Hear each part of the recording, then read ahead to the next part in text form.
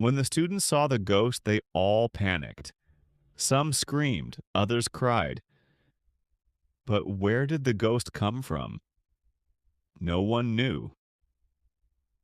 Whispers spread quickly through the dormitory.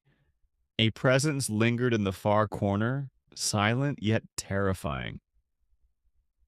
Ravenwood Boarding School was known for discipline, excellence, and silence. Amani Kessie, 16, arrived at Ravenwood with her suitcase, her shoes dusty from the long journey. She had always been quiet, preferring to observe rather than speak. At her previous school, she had reported a teacher for unfair punishment, but no one believed her. Labeled difficult, she learned that silence often kept her safe, but sometimes silence could be dangerous. The dormitory corridor stretched before her. Beds were lined neatly, but one corner stood empty, darker than the rest. A faint chill seemed to hang in the air. Lights out at 10. No movement after midnight. Avoid going outside after 12 and stay away from that corner, said the matron. The students scurried to their beds. Everyone avoided the far corner at all costs. At midnight, strange things began to happen. Shadows shifted. Soft footsteps echoed. A pale figure appeared. Nyara, a ghostly girl. She watched silently, letting students feel fear. She didn't scream or attack. She only made her presence known. Students who saw her ran, whispering warnings. The legend of the haunted corner grew. Most students avoided the area completely. Some even refused to sleep in beds near it. Nyara was not evil. She was trapped, angry, and protective. But no student dared to ask her why. Amani, however, remained calm. Her heart recognized the pain she saw in Nyara's eyes.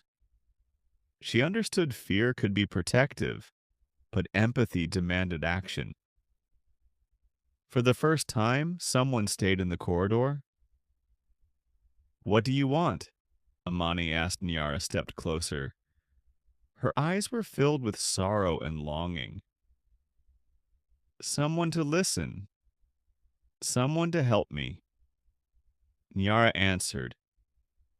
She also thought of her younger sister at home who had a heart condition.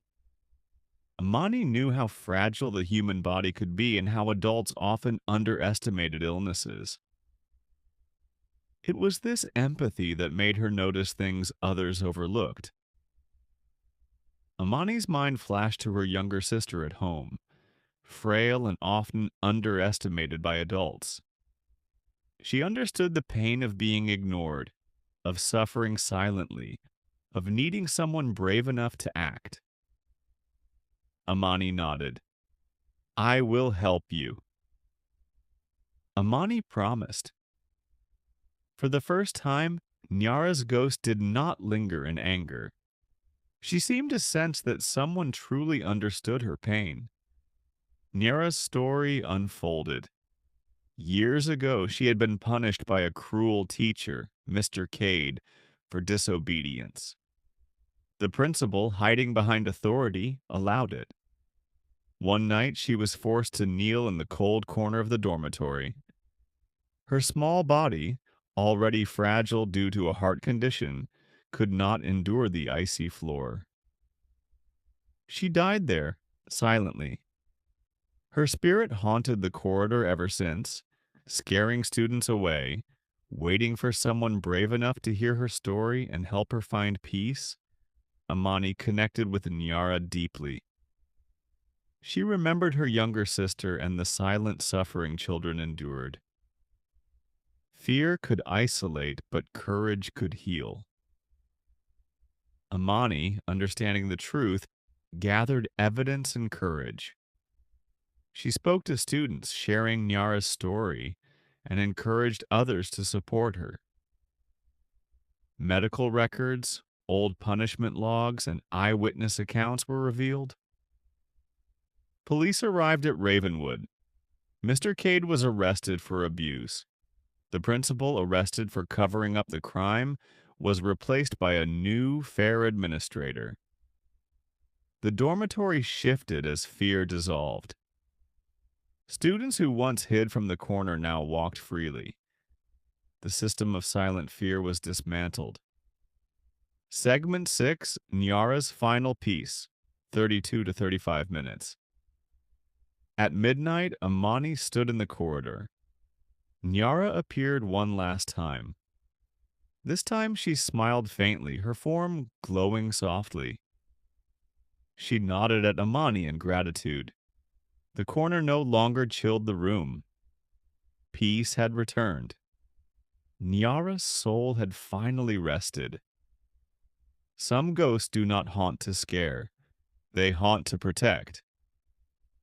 Nyara had fulfilled her purpose.